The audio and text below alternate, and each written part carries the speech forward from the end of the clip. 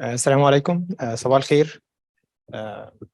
أنا محمد علي. أنا مدرس الكلى في طب عين شمس. Today we will talk about intoxication responsiveness to extracorporeal therapy.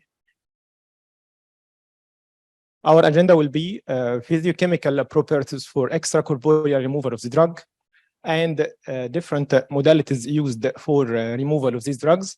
And then we will discuss three most of our cases presented to our hospital with substance or drug toxicity as a case scenarios. First, brief introduction. Pharmacological substances carry an intrinsic risk of toxicity as a result of either idiosyncrasy or overdose. The use of extracorporeal techniques to remove toxins is justified if there is an indication of severe toxicity. The extent to which a drug is affected by extracorporeal therapy is determined primarily by several physiochemical characteristics of this drug. These include molecular size, protein bind, volume of distribution, water solubility, and endogenous clearance. In addition to these properties of the drug, technical aspect of the procedure may also determine the extent to which a drug is removed. This table summarizes the physiochemical properties for extracorporeal removal of the drug according to different techniques or modalities of renal replacement therapy as regards the removal of the drug poisoning or toxicity. First, there is hemodialysis, hemoperfusion, and hemofiltration. According to molecular weight and protein binding, volume distribution, solubility, and endogenous clearance, we will determine which modality is preferred for removal of toxin, as we'll discuss later. First, extracorporeal treatment modalities available. The extracorporeal techniques most frequently employed for the removal of toxin are intermittent hemodialysis, continuous renal replacement therapy, and hemoperfusion. There are a few reports on the use of molecular adsorbent recirculating system MARS in poisoning, especially for these toxins that are strongly protein bind. However, the use of MARS is limited by the availability and technical applicability and high cost. Intermittent hemodialysis. Toxins and other solutes are cleared by diffusion against a concentration gradient through a semi-permeable membrane into the dialysate. The clearance of toxic substance depends on the membrane surface area, type, as well as the blood and dialysate flow rates. Increasing blood and dialysate flow rate can increase the concentration gradient between blood and dialysate, thus optimizing the rate of diffusion and elimination. The major drawback of the hemodialysis is risk of rebound toxicity after session of the treatment due to redistribution of a toxin between body compartment. وده بيحصل اكتر في الحالات اللي عندها high volume of distribution. Okay, لما بيكون عندنا high volume of distribution, so the distribution of a toxin become apparent between the intravascular compartment and the extravascular compartment or a tissue. So after termination of the session of hemodialysis, rebound can occur. Extending the hemodialysis session beyond 4 hours can, to some extent, minimize the rebound. However, this may not be easily feasible. An alternative solution is to increase the dialysis session frequency or switch to continuous renal replacement therapy after initial hemodialysis treatment, especially for substances with higher volume of distribution.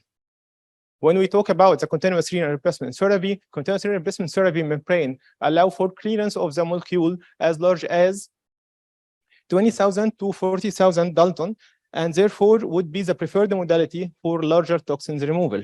Another advantage of CRRT is the ability to avoid rebound of the toxins removed from the intravascular space due to the continuous nature of the procedure and the slower rate of the clearance, leading to less dramatic decreases in plasma drug level and the slower re-equilibration of the toxin between the intravascular and intravascular compartment. Although CRRT gives a better longer-term solute clearance over the course of several days, it's less efficient in the short term and doesn't provide the rapidity of elimination afforded by intermittent hemodialysis, when minimizing toxin exposure is a high priority. Other disadvantages of CRRT include the requirement for intensive anticoagulation, which can place a patient at risk for bleeding and is more associated with electrolyte disturbance. Last, hemoperfusion. The passage of anticoagulated blood through a cartridge containing adsorbent material such as activated charcoal or resin In order to be removed by hemoperfusion, toxin substance must have a binding affinity to the adsorbent into the cartridge and low volume of distribution. In general, hemoperfusion is preferred to hemodialysis for the removal of chemicals that are lipid soluble or highly protein bound. However, the advantage of hemoperfusion over hemodialysis has lessened with the advent of high flux dialysis membrane. In the next slide, we will present cases for the role of extracorporeal therapy in the management of 3 of the most commonly presented cases with drug toxicity to our hospital. Case number 1. A 10-year-old female patient was admitted to the emergency room with her mother after 4 hours of a presentation characterized by nausea, vomiting of food content, abdominal pain, difficulty in breathing, excess salivation, headache, blurred vision, and psychomotor agitation.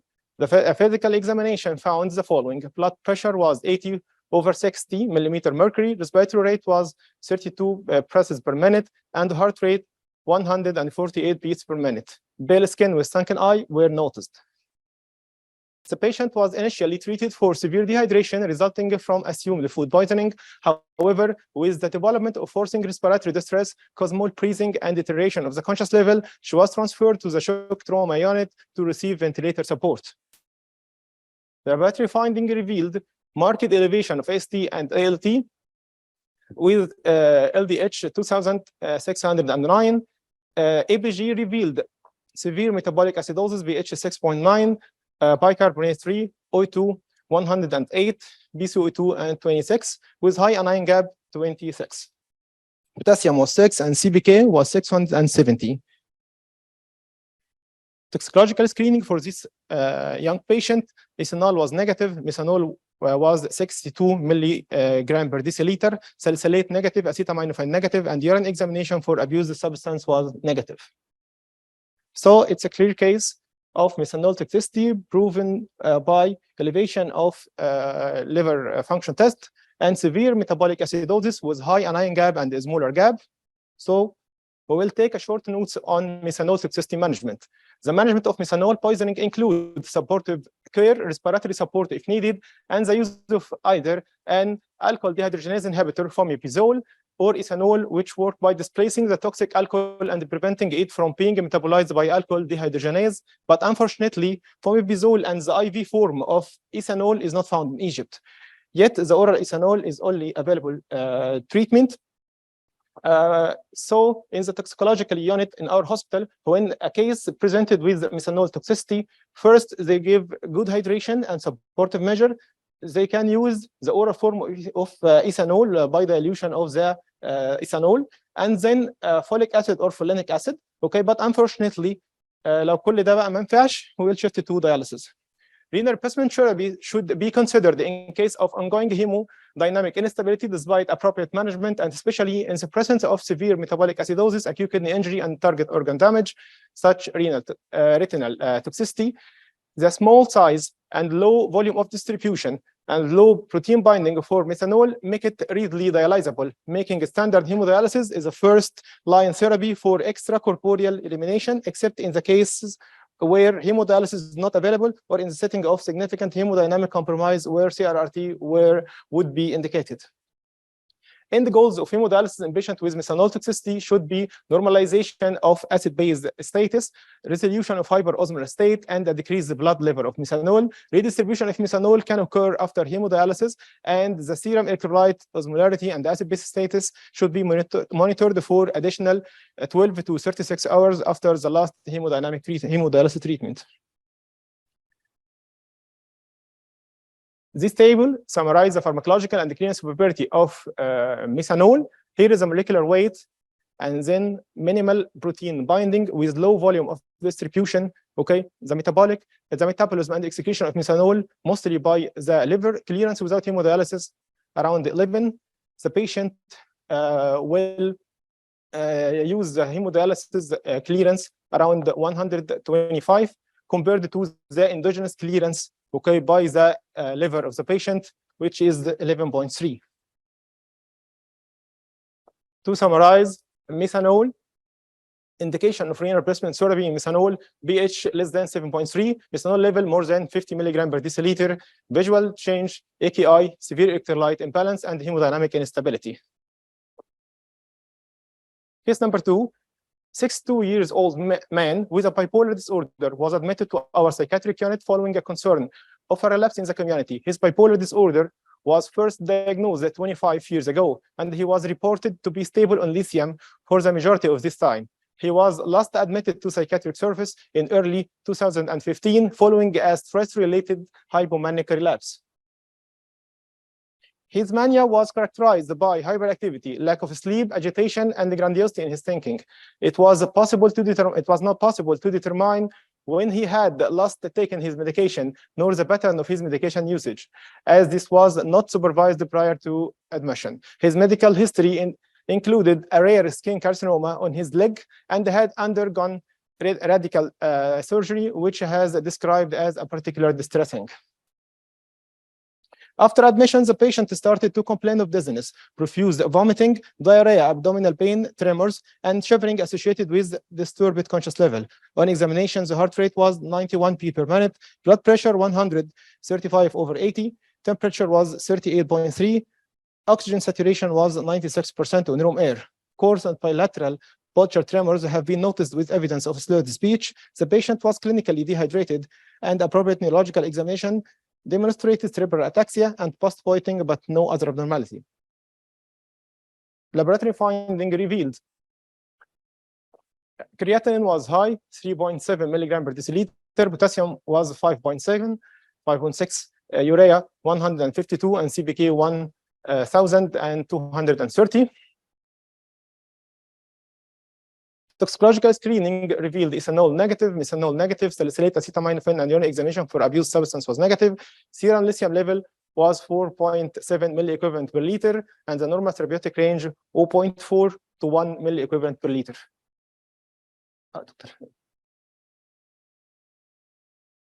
This is a male patient, 62-year-old man with bipolar disorder, was tolerated on lithium for his majority of time. Last admission was 2015.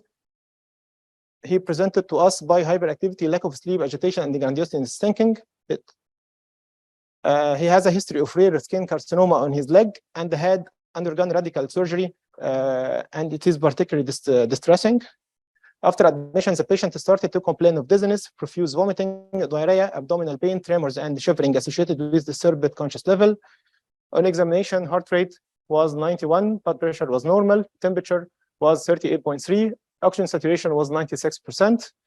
The patient developed tremors, coarse bilateral pulsar tremors with slurred speech, and neurological examination revealed cerebral ataxia and post-pointing.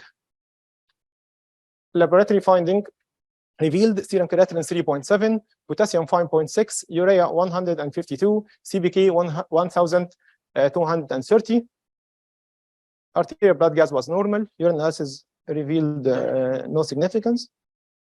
Toxicological screening, all are negative except the serum lithium level was 4.7 milliequivalent per liter. Normal therapeutic range 0.4 to 1 milliequivalent per liter. So it's a case of lithium toxicity with elevated kidney function. Notes on lithium toxicity management. Lithium has a narrow therapeutic window and is associated with numerous side effects. Hemodialysis should be considered in patients with lithium level more than 5 milliequivalent per liter, regardless of the symptomatology, and the patient with lithium level more than 2.5 milliequivalent per liter who either are symptomatic or have some clinical factors such as advanced kidney disease or decompensated congestive liver disease limiting the use of intravenous hydration. The endpoint of hemodialysis in patients with lithium toxicity are resolution of clinical symptoms of toxicity, lithium level less than 1 milliequivalent per liter. However, it's important to monitor lithium level after the session of hemodialysis, since the lithium tissue stores can be redistributed into the bloodstream. Most cases of lithium intoxication treated with hemodialysis require at least a second session of hemodialysis following rebound. This rebound can be avoided by the use of CRRT, as described above, preferably after the initial hemodialysis session for rapid reduction of the lithium level. Again, this table, here is the lithium, molecular weight 74 Dalton, protein binding is 0, volume of distribution is very low, excretion mainly by renal, and the clearance without hemodialysis 20 to 40, but with hemodialysis 70 to 170. The last case in our talk is a 61-year-old woman presented to the emergency department after awakening with left-sided weakness associated with remitted attack of seizures. She had a history of ischemic stroke with associated seizure disorder. The patient brain MRI showed no evidence of acute stroke. Following her arrival, she became acutely confused, complained of tinnitus, shortness of breath, tachypnea, palpitation, nausea, vomiting, and blurred vision. Arterial blood gas revealed a mixed acid-base disorder, high anion gap, metabolic acidosis, and respiratory alkalosis. On direct questioning for the patient, she gave a history of excessive use of salicylate for the previous 2 to 3 weeks. Her initial serum salicylate level was significantly increased to 98.1 milligram per deciliter, upper therapeutic limit 19.9 milligram per deciliter, with serum creatinine of 1.9 milligram per deciliter. She started treatment with oral activated charcoal, intravenous sodium bicarbonate, and potassium replacement with no significant improvement of the presenting symptoms. Recent consensus panel guidelines on the management of severe salicylate toxicity recommended intermittent hemodialysis over the other modalities of extracorporeal removal. Hemodialysis should be strongly considered in patients with an altered mental status, pulmonary edema, hypoxemia, fluid overload status, or congestive heart failure, presence of either acute or chronic kidney failure, with a salicylate level more than 90 milligram per deciliter in acute toxicity with normal renal function, or more than 80 milligram per deciliter in acute toxicity with impaired kidney function, and in case of failure of appropriate management. By reviewing the salicylate binding protein capacity is very high, but in toxicity of salicylate, or in salicylate toxicity, salicylate lost his capacity to be high protein bound. So in toxicity is a low protein bound and a very low volume of distribution, so intermittent hemodialysis can be used. In salicylate toxicity, conventional hemodialysis is preferred over continuous renal replacement therapy because of better and faster clearance. Hemodialysis is efficient due to low molecular weight, 138 Dalton, aspirin is 180, and lower volume of distribution, 0.2 liter per kg of salicylate.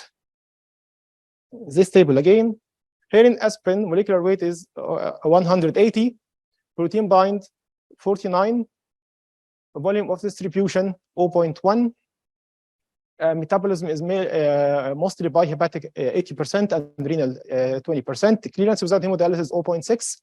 As we show, hemodialysis doesn't give a big benefit for aspirin toxicity.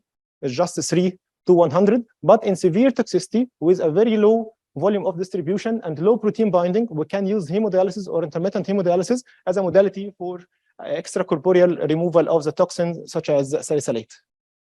And at the end, thank you for contact. This is my number and email. Okay, ready for any question, please. شكرا دكتور محمد علي.